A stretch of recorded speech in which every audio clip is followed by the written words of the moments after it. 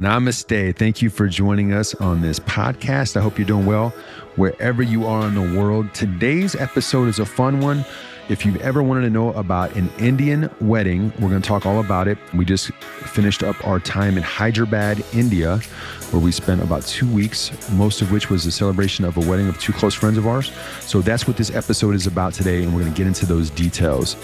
If you're just getting caught up on this podcast, my name is Matt Javit, and I'm with my wife, Nikki Javit, and we're a traveling couple that we've been doing this now for over 2 years, and we're coming towards the end of this journey. We have planned 27 months on the road, and we're getting close to heading back home here soon.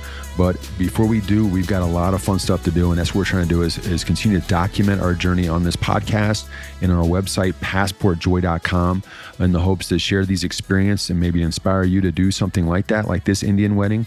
Or if you're looking at weekend getaways or week-long vacations, maybe there's some tips in here that you can learn along the way.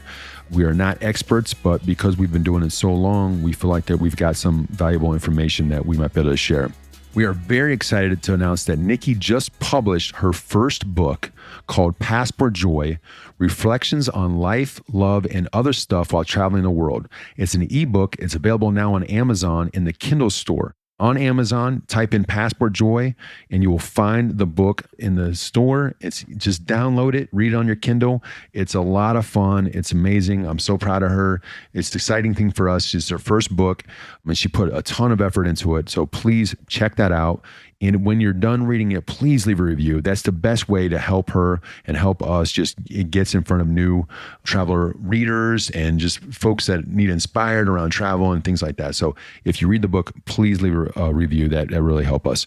As always, I share this. I put information in the show notes. So if you go to passportjoy.com, look at the podcast link. Each of the episodes has show notes where you can find the most valuable information. You just click on those links, and maybe it'll help you on your journey.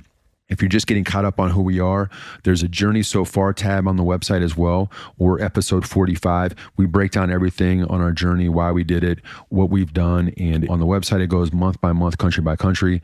On the podcast, it really gets into the details of everywhere we've been and all the different things we've experienced so far. The visual aspect of what we're going through, we've created World Barbershop Adventures. Now, this shows me in barber chairs around the world, but also gives you a snippet of the things that we're experiencing in these cultures and gives you just an added thing. It's been a lot of fun for us to create. And we've got 15 cities now in many different places. And you'll see all the barbershops are really different, but also the experiences in the culture are different as well. And recently we just got this awesome comment. It said, "This series is great. I found this through your podcast. Love that as well. Thanks to you and Nikki for sharing your adventures." So we really appreciate comments like that. And the series continues to take off, and it's a lot of fun. And I'm really excited to get this Hyderabad episode out because I think that it's going to be fun documenting that and just looking at the footage that we got. It's going to be awesome. If you want to find out the companies that we love and that have been great for us during our journey, go to passportjoy.com/partners. Again, passportjoy.com/partners. That lists out a bunch of companies that we use, that we love, like Audible. Audible is how I listen to books on the road. It's great. As we're traveling, I'll put my headphones in and I can listen to full books during whether it's a long journey across multiple countries or if we're just in buses or trains or tuk-tuks, whatever. I can just put the earphones in, listen to them a little bit, or as I'm trying to go to sleep. But Audible is a great way to find all the books you want and listen to them.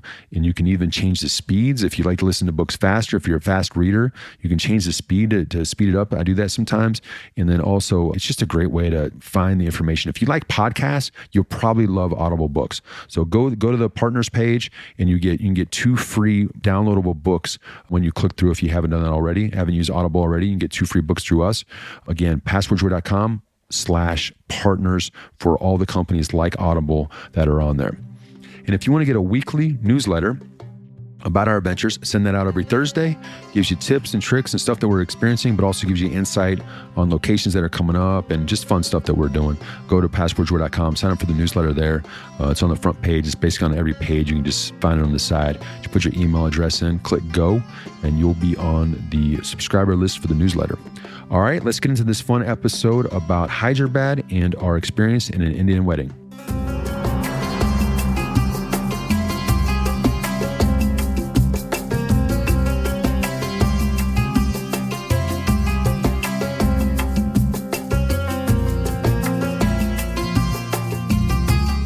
Namaste. All right, let's talk about Hyderabad. So we were coming to Hyderabad from our time in Vietnam. We had about a 6-hour layover in Bangkok, and then we landed in Hyderabad late.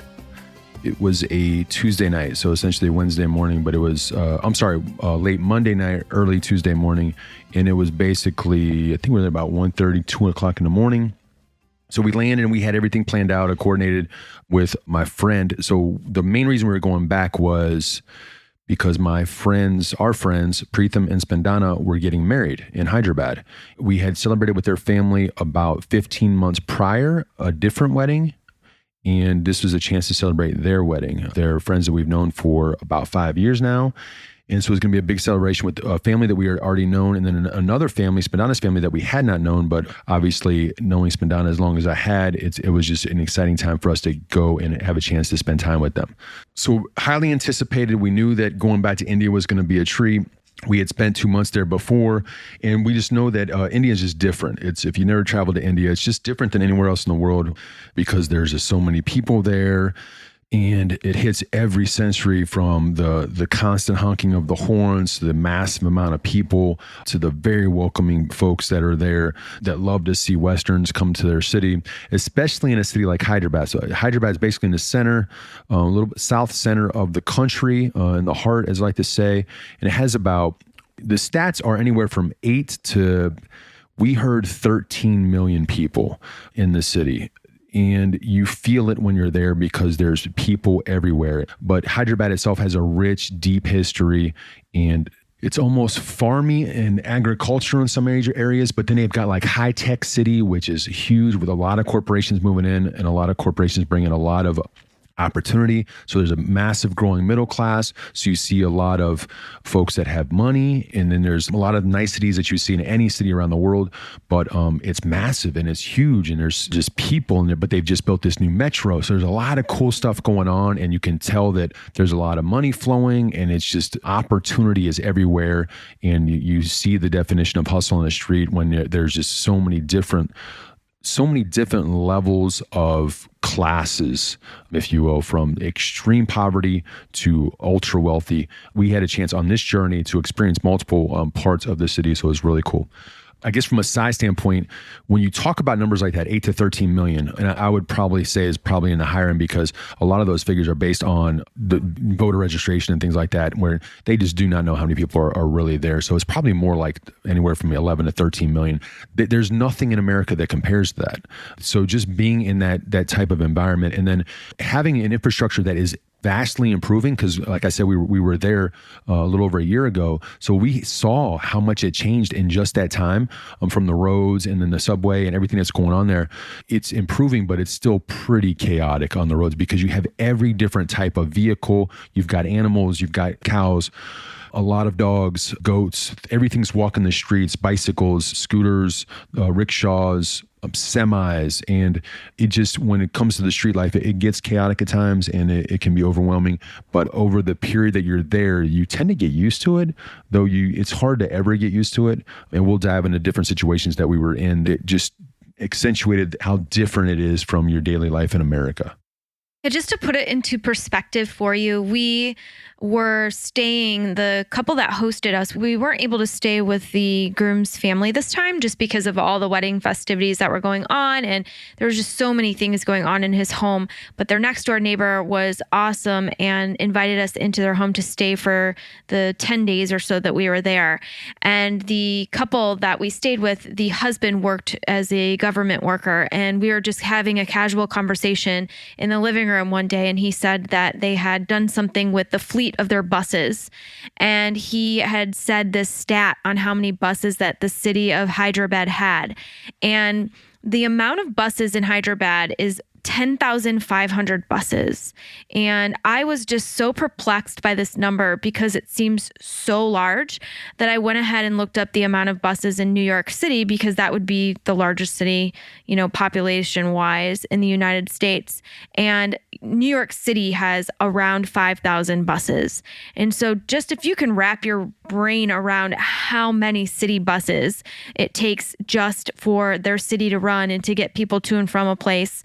And when you think of the population of New York versus the population of Hyderabad, I don't know if that's even sufficient enough to get 13 million people around, but it's just so densely populated and there's so many modes of transportation that when you come there and it's your first time there, and it was our second time, sometimes it can be a little bit overwhelming because there's just so many things going on. Yeah. So we land and we had talked to Preetham about how we're going to get home because he lived about 60 to 80 minutes away from the airport, depending upon the time of day. Probably during the day, it's probably more like 90 to almost 2 hours. But we decided we're going to do a prepaid taxi. And this is important if you ever go to India, because it was a really nice thing to be able to do, because we had tried Uber the last time we were there and it was a cluster. It was not fun. You go outside and there's really no great place to meet. And it's dark at night, and it's like a lot of cities where tourism might be there. Not that there's a ton of tourism there, but you have a lot of visitors for business and whatnot. They're trying to get you to come to their taxi, so you get a lot of requests. So the prepaid taxi was nice because we just went to this booth, we paid an exact amount, knowing exactly where we were going. Our town was called Nagole, Nagole. We knew that where we were going, so we paid a predetermined amount. And I think it was like 900 rupees. And then we jumped in the car. That ticket gave us our driver, and we went to the car, and our guy got us to the home. It was about an hour, a little over an hour 15 or so.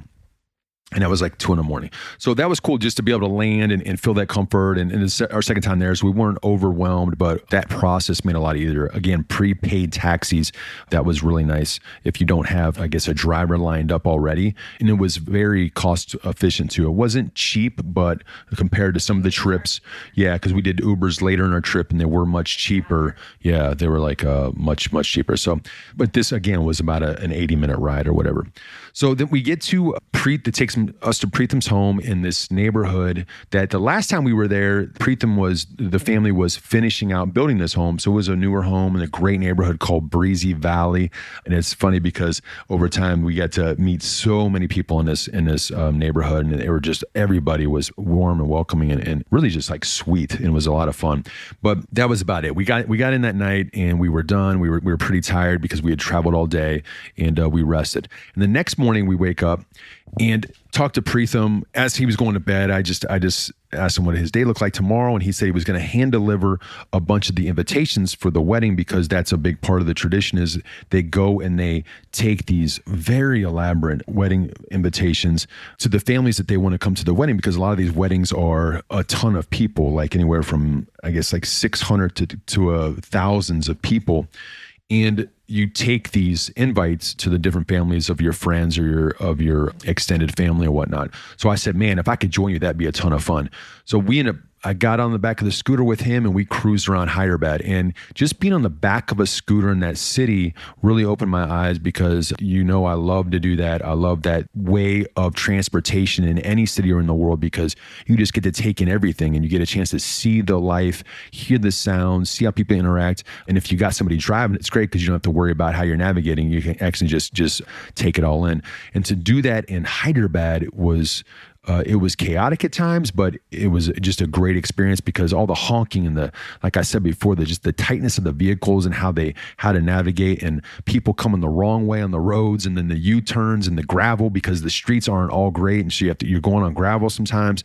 So it's not like most Southeast Asia countries. It's its own thing really in India. And so that was wild, but Then we would stop in all of his friends' homes that we were hand delivering these things to. So I had a chance to see all kinds of different Indian homes, just going in and out. And every time they would offer us tea or snacks, and to just do that 5 or 6 different times and get to see the different levels of homes and apartments and houses. It was just a great experience for me. And even one of his friends, Prudvi, is from Sydney, and just to be able to connect with him, knowing that we're going to be going to Sydney soon, and we talked to him about wanting to go to a rugby game, and we're going to get a chance to see him in about a month. So just to have those interactions and to talk to people and understand about their business. Like one of his extended uncles was in the bar and restaurant industry, and because with my background, I've seen that, and to be able to ask him questions was a neat experience. So, and then on the way home, so we did all this. That was probably, I don't know, 5 hours out on the road or whatever. On the way home, Preetham's like, Matt, you want fish for dinner? And I said, I guess. So we swung around and we pulled over to the side of the road, and this one guy, I'll call him a kid, he's probably 17. He had a few barrels on the truck and he had a barrel on the ground, and he would reach into the barrel and flip out these fish. And they were all about, I don't know, anywhere from 9 to 15 inches long, and they were just flop on the ground. Yeah, they looked, they're like just slimy. I would assume, based on what I was asking Preetham, they're river fish. I'm not so sure they're lake fish, but I think they're river fish. But anyway, so he would reach into the barrel, pull them out, and basically marketing them for the passerby, because this is right off the street. So cars, scooters, everything's zooming by. There's a cow across the street walking around, and he would display them. People would pick out what they want, and I think Preetham's case, he picked out like 4 or 5 of them, or a weight amount. The guy takes them all, weighs them before they go to the next step. They weigh them. And then he hands them over to his buddy, and then they roll them around in this kind of like it's like a dusty thing. I don't know if it was flavored. I don't think it was flavored, but it's like a dust to make it. I'm sorry. So there was one step in before that. They clubbed the fish. That's kind of the gruesome part. Yeah, they clubbed the fish to kill them, and then they use this sawdust so they can grab them, and then they scale them quickly, and then the other guy chops them up perfectly, puts them in a bag, weighs them, and then you're out the door. All this whole process took anywhere from, I don't know, 15 to 20 minutes from the time you point to it until the time you're walking out with the bag. So then I got a chance to carry the bag on the drive home. So it was just neat to see how fresh fish is made in a city like Hyderabad. It was a cool experience for me. And then that night was kind of a chill night. We had a chance to see the uncles and grandpa and a lot of the extended family again on Preetham's side. And then they were beginning to practice their dance move for Sangeeth. Sangeeth was on that Sunday. So now this is still Tuesday. Sangeeth was going to be on that Sunday. So all the cousins, they're starting to practice their dance move, because dancing, as we'll get into around Sangeeth, is an important part of that. So as Nikki said, we ended up staying at the neighbor's house, Jaya and Anathon. I'm going to call him Anathon, but from here on I'm going to call him Anthony, because after we learned about his story more, his nickname was Anthony based on his upbringing. So Jaya and Anthony's house were their neighbors, and they gave us a great stay, a great home. They have 2 kids that live in the U.S., in Miami and Dallas. Anthony is one of 6 brothers. He's got a sister. Unbelievable story of his upbringing, and overcame many challenges to build this amazing life for his family. And now he's actually the president of the neighborhood that I was describing, Breezy Valley, of that organization. And they were just extremely kind and warm and welcoming. And Anthony's mom lived there, because there's multi-generational living in India is extremely common. So if you haven't heard that or learned that yet, essentially once the parents get to a certain age, they move into one of the sons and daughters' house, and they stay there for their lifetime. A lot of times it could be as early as in their 50s. It could be a later stage in life. We've even met people where they've lived with their parents since birth. So when we were in Jammu, we met an individual where he had lived with his parents since birth. So it's just not uncommon. And, in the States, that's just not common practice. And maybe there are people who are doing that, but, I don't really have any friends that I can recall right now who are experiencing that. I know I did grow up with a really good friend back at home, Diana, who lived with her grandma for a very long time. And her mom and her dad were also in her home, and her background is Latvian, but I don't really know anyone who has multi-generational families living in their home as like a norm. So, but it's definitely common practice around here. Yeah, and that's been one of the questions that I've been asked on what are some of my philosophies that have changed during my travels, and that's one of them, the idea of multi-generational living. And I think that we've seen how it's helped with the children of these homes and help it with the upbringing, because it's like a community, everybody's pitching in, raising the children. So we've seen it work really well. And it's one of those things that before our travels, I probably had a much different perspective on that. I probably looked at it as, man, why are these people still living with their parents at a certain age? Where now I see it as, wow, that's pretty awesome that they get to live in that type of community setting and understand their parents and the family as much as it is. So yeah, so that was the situation. So it was Anthony's mom, because that was in their case, the only older generation that was still alive, and she was in her 90s. And then there was also another uncle, an extended uncle that would come over from time to time as well, that he lived in an apartment complex around the corner, and he was 82. So to get a chance to be around that older generation, I always loved that. And so it was a lot of fun. So that Wednesday, we actually went out clothes shopping for the different events. I picked up 3 outfits. Nikki got a great dress because a lot of her saris and different stuff were going to be donated or given to her by Spandana's family. So we just went out and shopping for those items and had a lot of help from Preetham's sister Apu in that process. And she knew the colors of everything. And it was, for me, it was kind of surprising. I could walk in and pick the items that I wanted, even at my size in India. They had to make a couple of adjustments, but overall, I think it was 3X. They might have been 3X, but those were available for me. So that was pretty cool. And then that night, we basically went over to one of the cousins' house, Goda, went over to her house, and they just practiced dance moves again. And Spandana was over there, and they were just practicing again the dance moves for the upcoming Sangeeth party that was coming up.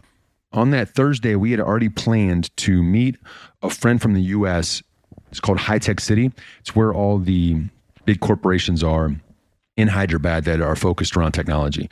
So we had already planned that out. So we took a couple rickshaws and the new metro train to Hitec City. That was extremely easy to navigate. It was affordable, clean, quiet, safe. It's everything you would think in a metro that it should be. It was that. It was very nice and extremely cheap. I think it was less than 70 cents. And we went way across the city.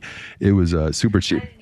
Yeah. And we had a hotel, a cheap hotel. It was called the Deccan, that was located near the West End. So she was staying at the West End for work, and we stayed at the Deccan, right around the corner. It was great value for the price. We just basically got all our stuff in there and then walked around. I ended up finding, I wanted to get a quick shave at an Indian parlor for the World Barbershop Adventure Series. And we did that. We found one that was close. It was authentic. It was great. They spoke no English, but it was a great experience overall. We grabbed some ginger tea at the stall, and we just kind of walked around, did some things until our friend, she got off a few phone calls. And then we met her at the West End and just had a great time. The West End in Hyderabad is amazingly gorgeous. It is beautiful. Yeah, so the Westin in Hyderabad I don't know if we upgraded to a suite or they just gave it to us for free or what, but the suite we stayed in had a exercise equipment in our room, which was super cool. So there was an elliptical and they had this workout ball and free weights and stuff. So basically it was no excuse of not working out, and it was really cool. And they had this huge balcony and they gave you all this food and water and stuff. So yeah, it was just a nice little bonus. So I just wanted to kind of throw that in there. It was the first hotel I personally have ever stayed at where the exercise equipment was in your room. Typically all the nice hotels that we've stayed at, you have to go to the gym either on a separate floor or whatnot, but this was physically inside of our room. Yeah. So we met our friend Jill at the Westin, and we just had great chance to hang out with her. She took us to the top floor, overlooked the city, and really just had drinks and cocktails and food, and just caught up with her over that night. And it was neat. And then the next day, like Nikki was describing, we ended up going to the West End just because we tried to extend at our hotel, but we couldn't because they were fully booked, and we wanted to get a lot of work done for our projects. So we checked into the West End, and then it's as gorgeous as Nikki just described. It's amazing. But ironically, they were having a big party that night. Oh, and by the way, the other reason that we wanted to stay is because we were celebrating our 15-year anniversary of the day that we actually met. So that we justified a reason to spend that kind of money at a place like that because of that. And then the free upgrade, they gave us a free dinner and other things. But they had a party that night for their new, it's called the Bonvoy point system. But regardless, they gave out free drinks and food in their courtyard. They had music and it was very high end. It was nice. But we had a chance to meet a great couple named Raj and Shirisha.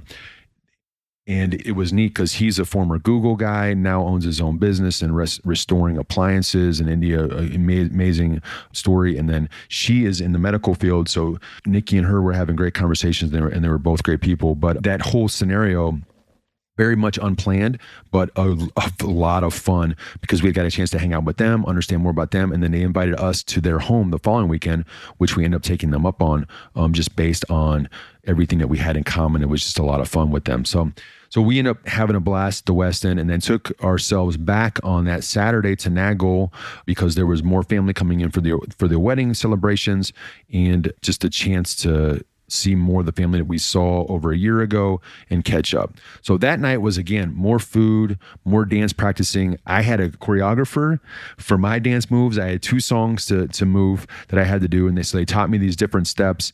One was a Sia song that I asked for an American song. And so I just basically Googled top American songs that Indians like that are popular in India. And that Sia, I forget the name of it, but it's a popular song. But and then the other song was called, I think it was called Rhonda on the Dance Floor, or somebody on the dance floor, but I think her name was Rhonda. But that was the other song. They chose that for me because it's a very popular Indian song.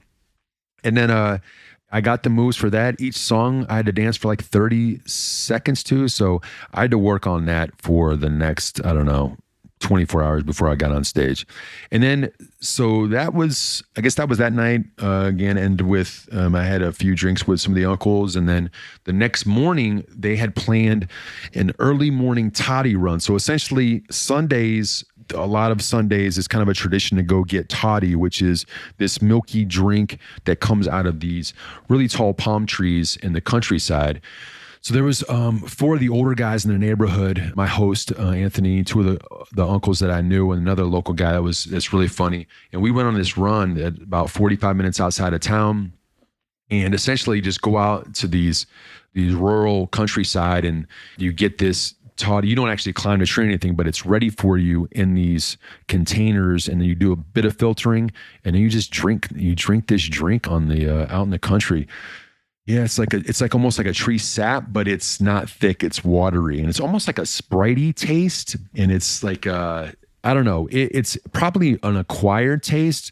I couldn't chug it. They kept telling me to chug it. I couldn't do it. My throat would not open to chug it. And I can chug beers pretty good, but for some reason I just could not chug the toddy. But I drank enough. I never got a buzz or anything because it is alcohol. But they kept telling me it's good for my system. It's good for my body. But it's one of those. It's one of those things that you hear about it, but then you also hear like, oh, there's guys that get drunk on toddy all day long and they're worthless. And I'm like, okay, so when does it become bad for you? So I don't know, but it's regardless, it's just a cool situation to go out into the country, chill out. We had a blanket, sit underneath. We're basically just talking. There's a bunch of goats out there, just hanging out in the countryside, and it was neat. It was a fun time to do that. And then, so I got back from that long trip. And then as soon as I get back, I'm kind of just hanging out in the house. And they come up and get me and said, you want to go to this housewarming around the corner? So these neighborhoods are like, everybody is supportive of everybody else. And so they're having this massive housewarming for somebody just bought a house and they were finished with it. So I went over to this housewarming. And essentially, it's just a neighborhood gathering with other friends, and it's a bunch of drinking. So they all knew I liked whiskey, so they brought me some whiskey, and we're just hanging out and talking, and I'm meeting more of the men in that neighborhood. And this is something that we should talk about. But in these social functions, there's definitely some uneasiness that comes in because the men are separated from the women behind like curtain walls. So for me as an American with a wife that we do things together socially, it's different. And I'm not going to say it's wrong, but it's just different because that bonding that goes on behind those curtain walls, or if you're in an area where it's just men in a closed area, it's good bonding and I appreciate it and I like it, but it does feel awkward because there are no women there and it's very much closed off thing. We're really not invited and they're not allowed. So that aspect for me is different. But it's tough because I enjoyed myself as well. And so I get it. It's very old school. It's non-traditional. And I'm not saying it's right, but I'm not saying that it's not enjoyable in the process. And I don't think Nikki's offended by me saying that, but it's very much in that scenario, in that gathering, there were probably 75 men in that area. And then women would walk through, but never stop. And they would eat on the other side. And I've yet to see women drink. Yeah, in these scenarios, in these like very traditional settings, I've yet to see a woman drink alcohol in those settings. So that's different for me. It's something that I recognize as I'm taking part in it, but at the same time, I found it enjoyable because the closeness that I could get with these men in that scenario, it's just camaraderie. It's almost like a country club in America, one of those things when you have the golf country clubs and guys do that and stuff like that, or like when you have guys poker nights and stuff like that. So, but it was cool. So that's all this is going on the same day. I got the Toddy run. I got this housewarming, and then we got Sangeeth that night, which is a huge party. It's probably the funnest night of the wedding week where everybody gets dressed up. You go to an area that is kind of closed off for your party only. In our case, we probably had 200 people-ish. And basically it's just a dance. You're doing dance performances. There's some interaction with the family because there's, do you want to describe it better? You probably better, but essentially it's a celebration for both sides of the family. And then at points there will be, in this case, a couple of cousins walking around asking other married people questions like, what's Nikki's favorite food? Or what would Nikki's favorite color be? They're asking questions in the audience of married men of the married women and vice versa. So that was kind of like a game showy type atmosphere. And then also there would be dance performances, like legit performances in front of the crowd on a stage with lights, music blasting. And the whole time there's food being served. And so it kind of escalates. Early on, it was dancing and people watching. It's choreographed. Obviously, I did my dance moves and I performed them well to my ability based on the stuff that I learned.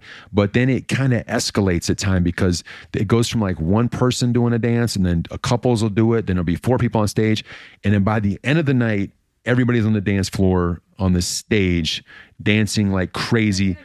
An American wedding, like a reception American wedding where everybody's on the dance floor going crazy. And even like grandpa was in the middle dancing, like everybody was dancing, having a blast. And it was a lot of fun. So that's Sangeeth. And it was a ton of fun. And the buildup was worth it because it was everything that was. So Monday, we had planned to go to Nalgonda. Now that's a smaller, they call it a town, but it's not a town, it's a city. It's like 300 to 400,000 people, but it's it's probably more than that. But it's about an hour and a half away from proper Hyderabad. And we left about mid-afternoon. And this is the bride's home. So this is Spandana's home, gorgeous house, quiet neighborhood. And again, a multi-generational home. And there's just so much love there. Her parents were extremely welcoming and kind. They had a 5-year-old boy, Sahas, that is a ton of energy, but it was cool because it reminded Nikki and I of our 5-year-old nephews. So it was just fun to be around them, and it was a blast. And then from there, we basically just talked about the plannings for the week ahead because Wednesday was the next big activity day for the wedding.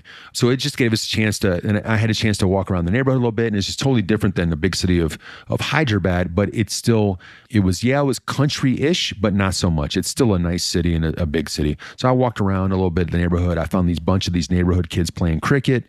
And whenever they was like, they kept asking me what my name was, and I'd say Matt, and they kept saying match. Every time I say Matt, they say match. They couldn't understand Matt. And so they kept calling me Match, which was a lot of fun. And I just played cricket with the kids for a while. And then later that night, there's about 7 of us that went out for this authentic street food, an outdoor restaurant. that they call street food. And it just gave us a chance to meet with Spandana's father and his closest friends and just have a setting that you're just sharing dinner together. And it was a lot of fun that way. And then on the way home, we stopped and visited a temple that was important to that town. And so that was a lot of good. So on that Tuesday morning, I ended up doing some yoga in the morning, and I had a chance. I took about a 2-hour walk around the town, and I just wanted to meet a lot of people and interact and just see what was going on. And it was easy to interact because everybody was coming up to me and talking to me. But it was cool because I got to meet went to a tea stall, met a mechanic that invited me in that he does work on motorbikes, and took a ton of selfies with all kinds of people on the street, and everybody was super inviting. It just gave me a great chance to get a feel of that city, and it was a lot of fun. And then later that day, we went to where Spandana's parents taught, St. Alphonsus, and it has a long-standing tradition for developing youth in Hyderabad, in Nalgonda. It's about 5,000 students, and there's actually Mother Teresa once came there to help lay the foundation at the school in the early 80s, the buildings of the school. So it was neat to see her statue there and to know that she had a part of it. And then later, when we were at the house, Spandana brought out photos of her mom with Mother Teresa. So that was something that, growing up, always hearing about Mother Teresa, that was something that was cool to me. And then just to learn about the school, walk around the school, to see these children working really hard. They had a massive playground outside. It was cool to interact in that way. We had a chance to get in front of a classroom, talk to the kids. They asked us a few questions. And then to understand about the school, it has a Catholic name, and the principal took us around. He was a brother. So it seems like he was in the Catholic religion, but because of India doesn't have a strong Christian, it has a Christian base, but it's a lot of Hindus and Muslims, that most of their children were Hindi and Muslim, and there was a small percentage of them were Catholic. And I guess the way that they do the curriculum, it's not based on Catholic curriculum. There's that option there, but it's just about great education, providing kids with the opportunity to grow and develop. And a lot of these kids go on to be doctors and lawyers and high-level talent in the technology industry. So just to hear those stories of the kids coming back, funding kids to help them, give them a chance, because a large portion of the children could not even afford this education. I think we learned that the education was about $200 a year US, but a lot of the kids could not afford it. So a lot of the alumni come back and support that and give these kids a chance to come through. So just a great chance for us to spend the afternoon kind of walking through there. And then Nikki had to come back. We had to leave because Nikki had a Mehndi design appointment for her arms. And essentially for me, it's like a temporary tattoo, but I don't know if you want to. Yeah, so the Mehndi ceremony was just essentially a woman came over to Spandana's house, and they use henna, which is a natural dye, and they do these little intricate designs all over your fingertips and your palms of your hands, all the way up to about your entire forearm up to your elbow. And then if you flip your arm over, they do the top of your hand as well, and your top of your forearm up to the elbow as well on the other side. And so you can pick any design you want, but I typically am not very picky when it comes to that. So I always just tell the person who's ever doing it, just go ahead and do what you want. And yeah, I think my whole entire process for both of my arms took 2 hours. And then after the 2 hours of it being placed on my arms, it took an additional hour and a half to dry. And then it kind of just crumbles off. And then you're left with, your skin is stained with this. It sort of initially looks brown, but then overnight it turns to like a brightish red color. And it's darker usually on your hands because your hands produce more heat. So then wherever you produce more heat on your body, the henna color will turn like a darker red. So my arms were like a brownish color, my hands were like a reddish color. And I still have it on my hands right now and on my fingertips, but it's since gone away on my arms. So it doesn't really last that long, but I would say it'll probably last like another week on the palms of my hands. But yeah, it's really, really beautiful. And you could see a picture on my Instagram. I have a picture of my hands on my Instagram. Yeah, and just to watch the girl in this case that was doing they're artists. It's amazing what they can do. And so that later that day, I went out. I played with those kids. I played cricket with those kids again, and just to see how the neighborhood kids interact, and talked to a few of the adults around there as well. And then we took a trip to Spandana's parents' really good friend's house because their son, he's 12. He was basically begging us to come over and hang out and talk to him because he had a lot of questions about America. His name is Preetham, and super bright kid. He's already doing chemistry and physics, and it was just amazing to hear how bright this kid was. So I had some late night fish at their house and their apartment, and it was neat to be able to answer his questions and how interested he was in everything that we were experiencing, and be able to give that to him was a lot of fun. And it's Wednesday, so this is Wednesday morning. Again, the wedding's on Friday. Now it's Wednesday morning. We've done the Sangeeth on Sunday. They have all these different things in between. And this is the day of the Haldi ceremony. But I got up early I was out the door by 7:15 to get my beard trim and haircut because barbers don't work on Tuesdays in this area. So I had to get there Wednesday, and I just wanted to get everything tightened up. And there's a chance for us to do for the World Barbershop Adventures.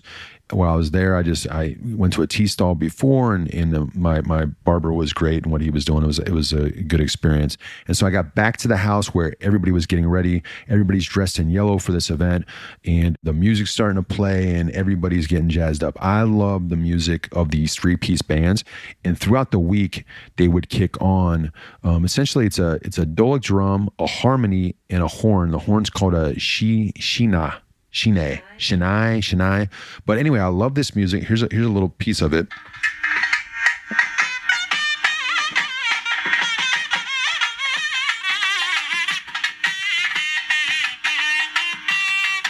I could not get enough of this when we were there. And every time these guys would pop on with the music, I would just love it. So they're playing their music. They're having different rituals of, turmeric on the head. Here, why don't you please describe it? So Haldi essentially is when they take a mixture of, I believe it's like oil and turmeric, which is like saffron, the Indian saffron, and a spice, and water, I believe, and they mix it together and they make a sort of paste. So it almost looks like paint, but it's not paint. And turmeric is used for tons of things, but a lot of people believe that it has like antibacterial properties and things like that. So what they do is people will go up to the bride who's sitting on like a little stool, and they will take some of the turmeric paste and they will apply it to her throat, to her face, to her arms, and to her feet. And they do this repeatedly. And everyone takes turns doing this, and it's sort of like a blessing towards the bride. And progressively, as this ceremony goes on, it gets more playful. So after everyone does this and gives a blessing, and the bride is basically coated, like her entire face will be coated completely yellow, the bride then gets to go ahead and be more playful with it and start doing the turmeric back. So she will smear some turmeric on her friends' faces, or like throw it, in someone's hair. And it's just like a really fun way to like get basically dirty with some yellow, what appears to be paint, but is not paint. And it easily washes off. And I mean, I guess if you were to have your hand dipped in it, for several hours, it would stain your fingertips or something like that. But it comes off your clothes, it comes off everything. But a lot of the people, you will see the younger children or the younger generations, we all try to wear like a yellow color, just symbolizing that turmeric color. But there's other people that are not wearing, the yellow color. The men weren't wearing that, but Matt was awesome. He came up and he was there and he was watching the ceremony go on, and he kind of got the side swipe of some turmeric on his face. So, but that's it. Yeah. So it got wild at the end because everybody's Spandana just started going crazy on all of her sisters and the friends, and everybody got covered in this yellow stuff. And then obviously they got Nikki and I, and we were covered. And then the water comes out. So from there they clean them off, and they do it above in like this filter thing, and they drip the water over their head. And then that gets out of control because there's so much water around in these little, not buckets, but they're silver canteen-ish things. And then with the 5-year-old that I was talking about earlier, he just loved this. Sahas just loved the idea of splashing everybody. The ability to, like, as a 5-year-old, to have the okay to do this, he was going crazy. So that was a lot of fun, where everybody's like splashing each other, getting wet. Yeah. Because you're trying to clean this stuff off in the process, and then it just becomes a splash crazy party. And then so from there, after that, then everybody cleans up. There's a lunch being served, and everybody cleans up and gets fresh. And at this point, everybody puts on really nice clothes. And I had an awesome traditional Indian attire that Spandana's father had got for me. And Nikki had clothes that the family had put on her. And then Spandana looked amazing. So we're all dressed up really nice. And there's more of the older generation starts coming to attend the party as well for the food and also to give blessings to Spandana. And there's videos and photography and all kinds of stuff and that great music that I was playing. And all this is taking place at the house. I'm not sure if we mentioned this. All this is at her house in her home. So that's what's cool too is because it's intimate and there's a lot of aunts and uncles and just local family there to experience this. This is the bride's party, if you will. This celebration is celebrating her and giving her the blessings that she needs to go get married later. So that was really that part of the day. And then we wrapped up there and we had to go back into the city. So another 60 to 90 minutes into the city. And we got back to Nagol. That's the town Nagol. And then when we arrived, we couldn't just go in. And this is, I guess I want to say this because just to give you an idea of the traditions, we couldn't actually enter. So it was Nikki and I with 2 other gentlemen, and then there was 5 other gentlemen in the car. So it had to make an odd number. This is what we were told. Had to make an odd number of 9 people that were coming at that time. And then we were bringing all these treats that were made and packaged that were provided by the family. And we had to bring these into the groomsman's neighborhood and eventually to his home. But we couldn't enter the neighborhood until many family men, the men of the family of the groom, walked us in. So the family members from the groom's family received us and they met us at the gate. And when they did, all of the previous musicians that Matt was talking about also came in and they were playing the Dolic drums and all of those instruments that Matt was talking about before. And then we walked in almost like a procession-like form. Some of us on foot, some of us were still in the car. I was in the car that was carrying the sweets. So we had 5 huge baskets of sweets that were, like Matt said, they were made by Spandana's family, the bride's family, and they were gifted to the family of the groom from the bride's family. And they were supposed to be given over the course of the groom's party or at the next day at Haldi, etc. And so we were basically coming as a group of an odd number of people received by the groom's family, and we were bringing the treats from the bride's family. No one, like the bride did not come, Spandana did not come, but we were then going to attend the groom's party. And so essentially we just had a very long day since we knew both the groom and the bride and we were representing both sides, we were so blessed to be able to do both sides and attend both events. Yeah, so then his event is the groom's party. So this is just all the people for the guy's side attending this party. And again, it was that kind of closed off situation where there was, in this case, probably 100 men behind that wall, behind it's like a screen, but it's closed in area. It's a sheet, but they gave amazing food. They actually had drinks there. So they had good Indian whiskey and all kinds of different food coming out. I actually ate goat head again, which was nice. And I don't know, just a lot of different traditional Indian food. And it was a great time. And then that it ended with a late dinner. And then the family had a chance to have their own separate dinner. So again, another great celebration of the family all coming together and just having a great time celebrating for him in anticipation for the wedding on Friday. So then on Friday, we kind of slept in a little bit, rested because we just had a long day, and then hung out with the family that was hosting us. And Preetham had his Haldi. So that all that stuff that we just described as Spandana around wearing yellow, doing the paint, doing the water, all that, Preetham did that on his side on Thursday morning, which we were there for that as well. There was a lunch, there was a short break, and then the evening that basically was the final ceremony before the marriage. It was private, it was smaller in Preetham's home, and it was, I guess, like a final blessing of sorts before the wedding in the morning, because he was getting married at 8:42 in the morning.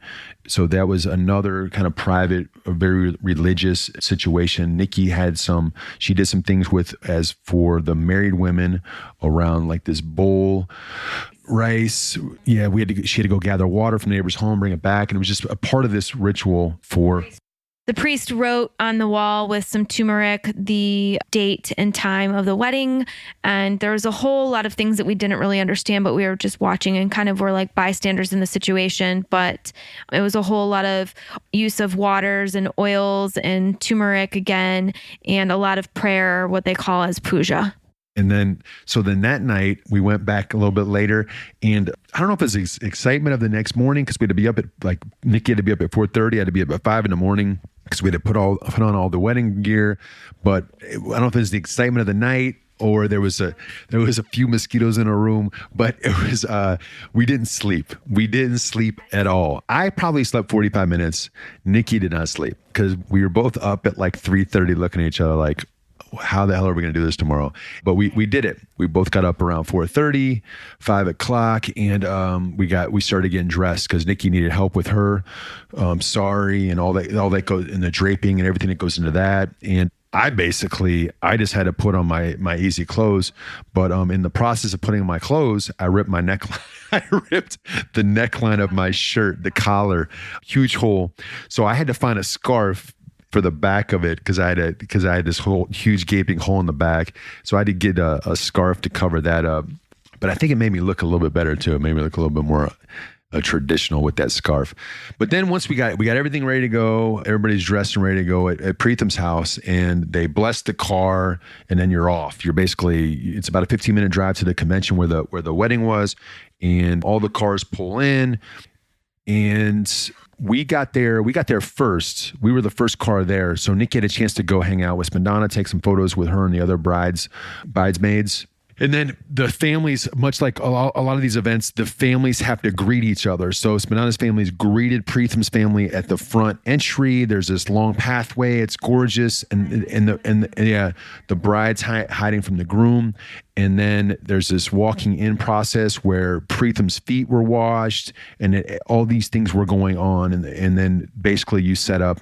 And then once they get on stage, there's a lot of readings and blessings and rituals that go into it, but they don't see each other. So they're on stage, and there's a partition that separates them, and it almost looks like a sheet.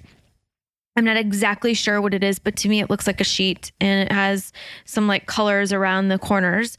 And the priests that are sitting on the ground, they're saying prayers the entire time. And then at some point, since their wedding was at 8:42 in the morning, they begin to stand. So on one side of the sheet is Preetham, on one side of the sheet is Spandana. And they have this mixture of, I don't even really know what it is. It's a sticky mixture. I was told exactly what it was, but I forget. There's like 3 components of it. And each one of them will have that mixture in their palm of their hand, and it's placed on either one of their heads. And at the point of 8:42 is when they will become married. And that's when that partition between either two of them is lowered. And that is when Spandana and Preetham, the bride and the groom, will see each other for the first time. And their hands are on either one of each other's heads. And that's when all of the things are being said between each other, and they're being married. And that's when they're basically being pronounced as husband and wife for the first time. And it's very, very special. And there's a lot of emotion going on at that time. And you've been given some rice in your hand to kind of bless them. And there's music going on, and you can walk up to the bride and groom and you can place some rice on top of their head, or you can throw it at them. It's really, really, I felt very moved and in that moment, there's like a very sense of like peace at that moment. So it's definitely like our 3rd time being at a wedding, but it was very special for us this time since, it's 2 of our close friends. Yeah, and we're so fortunate to be on the stage and in the action as all this is going on, with hundreds of people in the crowd. And it's like Nikki just described, we just feel so fortunate to be that close with everybody, that we can experience the wedding in that way. So then the rest of the day is essentially a lot of photos, more rituals and traditions and different things that go on with that capacity, but a lot of photos and food. And the other thing we didn't mention was the idea that it was in a forest, so there was monkeys around too, which was different. So, but it had a very foresty feel to it with the monkeys, and so that was cool. From there, Nikki and I crashed. We went home and we were out. We slept a lot because we hadn't slept in like 36 hours at that point. And woke up a little bit later, hung out with our hosts, learn more about their life.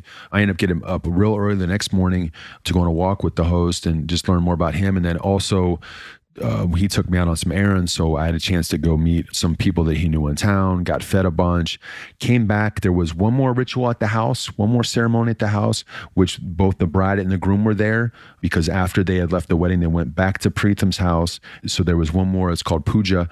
It was one more celebrating. It was like a blessing. It was one of the most important prayer ceremonies of the wedding. And there was this food that you had at the end. It was good luck. And there was these different stories they told during puja, but obviously it's in a language that I don't speak Telugu, so I didn't know exactly what they were saying, but through one of the uncles, I was explained everything. It was very neat. And then that was it. That was basically our wedding celebration. And then from there, like I described earlier, we had these plans to go meet with the couple that we had met the week prior. And so we went over to Suresh and Raj's house in a different town called Gandipet. So that gave us basically our fourth location in Hyderabad over this week. Had a chance to hang out with them for the weekend. They took us to a couple of local, basically one was a brewery. It was a cool little place out. And then the next day we hung out with a bunch of their friends.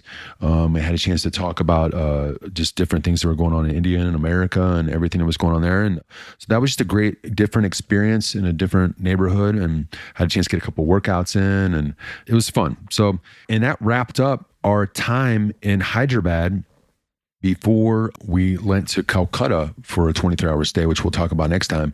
But that was it. Again, the Hyderabad is amazing. The wedding was a blessing to be around these families that were so welcoming and inviting and so kind to us. The extended neighborhoods, everybody that we met took us in, was extremely kind. And to be able to do that a second time was unforgettable. And that's why that was our third wedding, the second time with this family. But to be able to, that's why when we were invited in, I think late November, we were like, absolutely, we'll figure out a way to get there. Because first of all, we appreciate your invitation, and then we want to be a part of this opportunity. So we did it. We jumped over as close as we were in proximity, it made sense. So we're so fortunate to have those people in our lives and to experience this. And if you ever get a chance to experience an Indian wedding in India, jump on it, take advantage of it, because you'll be treated like gold, and it is something worth going to.